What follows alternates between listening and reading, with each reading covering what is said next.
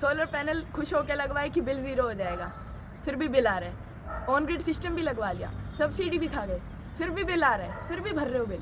तो इसके कई सारे मेन टेक्निकल रीज़न हैं। अब बहुत सारे हैं, जिसको मेरी वीडियो देख के ना समझ आए वो मेरे को कॉल कर लेना, मैं समझा दूँगा।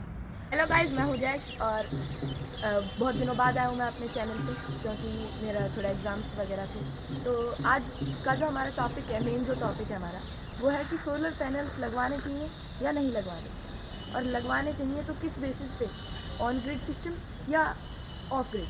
तो दोनों के मैं आपको बता रहा हूँ क्यों हमें कौन सा ऑन ग्रिड लगाने चाहिए या ऑफ ग्रिड, दोनों बताऊँगा। अब देखो, ऑन ग्रिड लगाने का ये फ़ायदा है हमें कि हमारे सोलर पैनल्स हैं, अच्छे खासी यूनिट जनरेट कर रहे हैं और हमारे घर में वो यूज़ नहीं हो रही, तो फिर वो बैटरी में या तो स्टोर होंगे ऑफ ग्रिड में।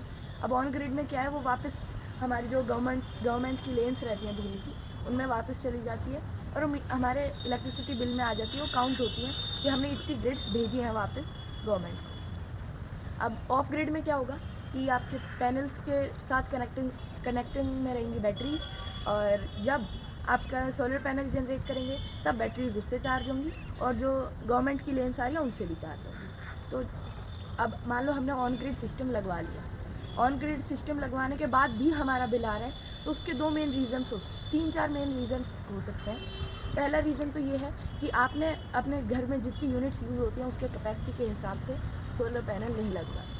अब फिर आप बोलोगे कि भाई हमने सारे सोलर पैनल कैपेसिटी के हिसाब से ही लगवाए हैं, फिर भी बिल आ रहा है। दूसरा रीज़न क्या है, कैमरामैन उधर फोकस करो, वहाँ पे भी सोलर पैनल लगा रखे हैं। तो देखो, इन सोलर पैनल्स पे इतनी डस्ट जमा हो रखी है कि जो सन की रेज़ है वो इस सोलर पैनल पर बहुत मुश्किल से पड़ पा रही है। अब देखो, ये सोलर पैनल देखो, इतने क्लीन है। अब सन की रेज़ आएंगी इन पे और एनर्जी जनरेट करेंगे। अब जब ऐसे क्लीन रहेंगी तब तो हो जाएगी, पर वैसे अगर धूल जमा रहेगी तो जो यूनिट्स हैं वो कम जनरेट होंगी, इसलिए उनको वॉश करते रहो, क्लीन करते रहो।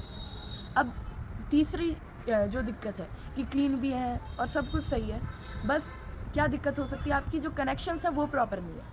अब कनेक्शंस प्रॉपर नहीं रहेंगे तो उसके लिए आपको देखना पड़ेगा अपना बिल देखेंगे तो हमारी मान लो 100 यूनिट जनरेट हो रही है और जा सिर्फ 40 रही है, तो बाकी की 60 यूनिट कहाँ जा रही है। तो उस बेसिस पे हमें बिल चेक करना पड़ेगा, वो मैं आपको बिल पढ़ना भी बताऊंगा। तो भाई, अब तुमसे रिक्वेस्ट है कि जो सोलर पैनल है वो एक वीक में एक बार क्लीन कर लिया करो, और यूं नहीं सिंपल पानी डाल दिया हो गई क्लीन। इनकी एक प्रॉपर किट आती है, वो खरीद लो। अगर उस किट के बारे में नहीं पता है तो मुझसे पूछ लो।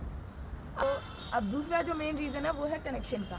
तो ये जो पूरा प्लांट है, ये इन सब के कनेक्शन मेरे पापा ने किए थे, वो भी। तो आओ कैमरामैन, कनेक्शन दिखाओ। तो भाई, दूसरा काम है कनेक्शन का। तो ये देखो, ये मेरे फादर ने खुद कनेक्शन किए थे, ना कोई वायर की लेंथ एक्स्ट्रा है, सारे MC4 कनेक्टर्स हैं और सारे जो वायर्स हैं वो केबल टाई से हमें टाइट करे हुए हैं। और जो MC4 कनेक्टर्स हैं वो ऐसी जगह हैं ना सनलाइट पड़े और ना वाटर है। वैसे ये वाटरप्रूफ होते हैं, पर अगर वो ज़्यादा सनलाइट और वाटर के एक्सपोज में रहेंगे तो उनकी लाइफ थोड़ी घट जाती है, तो इसकी वजह से थोड़ी लाइफ इंक्रीज रहेगी। अब जो लोग हैं जो लोकल मिस्त्री को बुला के काम कराते हैं, वो कुछ ऐसा काम करके जाएगा।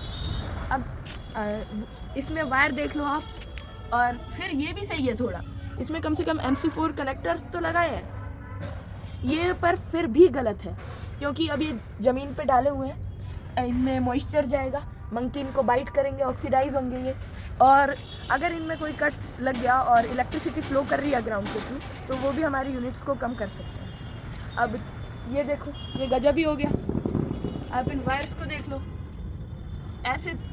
ऐसे मतलब टेम्परेरी जुगाड़ कर रखा है।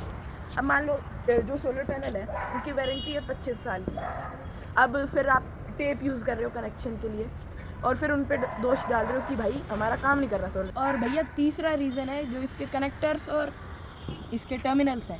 कनेक्टर तो देखो MC4 है, सही है, अब उन टर्मिनल्स में क्या होता है, जब आप इनको जोड़ोगे, मतलब असेंबल करते हो सोलर सिस्टम, सोलर पावर को, तो कई बार मॉइस्चर एंट्रैप हो जाता है और अंदर ऑक्सीडेशन हो जाता है। तो उस ऑक्सीडेशन को हटाने के लिए हमें ईयरली चेक करना रहता है इनको, और एक ऑक्सीडेशन रिमूवर आता है इनका स्पेसिफिक, जो रबर सील जो है इनकी, उनको गलाता नहीं है और हमेशा सील्ड रहते हैं ये। अब आप कोई भी लोकल स्प्रे यूज़ करोगे तो वो रबड़ को भी ख़राब करेगा, बार बार नई सील लगाओ। और फिर भी आपको अगर लग रहा है कि पहले से ख़राब हैं इसके जो सील्स हैं, तो आप नई सील भी लगा सकते हो। तो हमें ईयरली इसको ओपन करना है और फिर हमारा जो स्प्रे है ऑक्सीडाइज रिमूवर उसको लगा के इसकी ऑक्सीडेशन हटा के इसको क्लोज़ कर देना है। इससे कि क्या होगा कि जो हमारी इलेक्ट्रिसिटी है वो अच्छे से फ्लो होगी। अब जब ऑक्सीडेशन रहता है तब इसका रेजिस्टेंस बढ़ जाता है, जिससे कि इलेक्ट्रिसिटी कम फ्लो होती है। और जब भी इसको हम ओपन करेंगे तब नो लोड कंडीशन में ओपन करना है। अब देखो भाई, अगर आपको चेक करना है कि आपका सोलर पैनल कितनी यूनिट्स बना रहा है, जितने कि आपने लगवाया, मान लो कितने यूनिट्स के भी लगवाए हैं, तो आप जो आपका मीटर है उसमें चेक कर सकते हो। अगर दो सिचुएशंस हो सकती है, जितने के लिए लगवाया उतना जनरेट कर रहे हैं, या फिर जितने के लिए लगवाया उससे कम जनरेट कर रहे हैं। कम जनरेट कर रहे हैं तो 3 पॉइंट जो मैंने बताए हैं उन पर फोकस करें, और अगर सही जनरेट कर रहे हैं, उतनी जनरेट कर रहे हैं, तो वेल एंड गुड। तो फ्रेंड्स, अब मैं बताता हूँ आपको कि जो हमारा इलेक्ट्रिसिटी बिल है उसको कैसे रीड करना है, स्पेशली सोलर के लिए। तो बिल में आते ही हमारे यहाँ पहले होता है बिल आईडी, फिर डेट वगैरह दी रहती है, फिर हमारा अकाउंट नंबर रहता है यहाँ पे, फिर ये सब, ये है सैंक्शन लोड 10 आया हमारा, 10 किलोवाट। फिर ये हमारा नेम, फ़ोन नंबर, ये सब। फिर है मीटर सीरियल नंबर, ये हमने यहाँ पे डिस्प्ले किया हुआ है, इनने दिया हुआ है। फिर अब ये यहाँ से लेके यहाँ तक का एरिया जो है वो मेन है।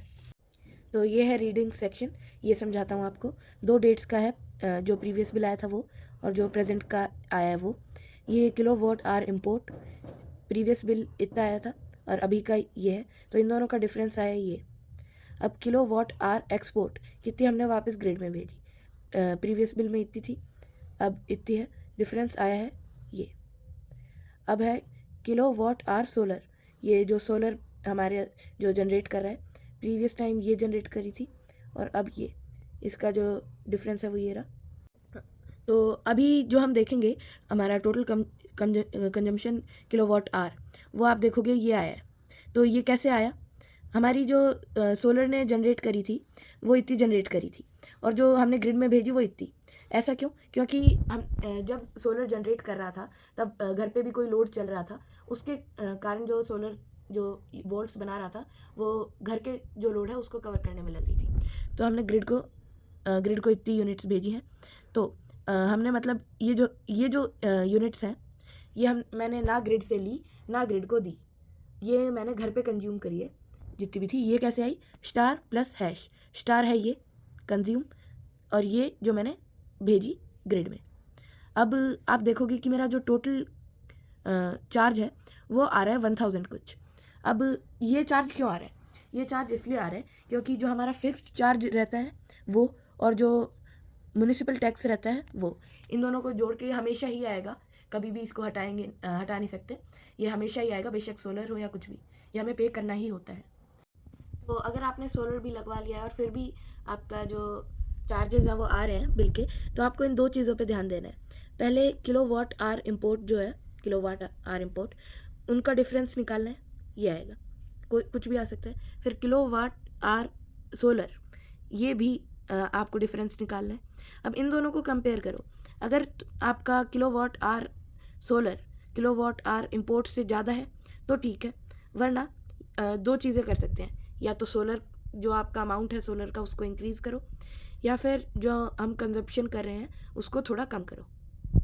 तो यही 2 है, वरना जो मैंने 3 टिप्स बताई थी उन पे फोकस करो, प्रॉब्लम सॉल्व हो जाएगी। और फिर भी कोई प्रॉब्लम है तो कमेंट्स करो, मैं उसको ज़रूर सॉल्व करूँगा। बाय।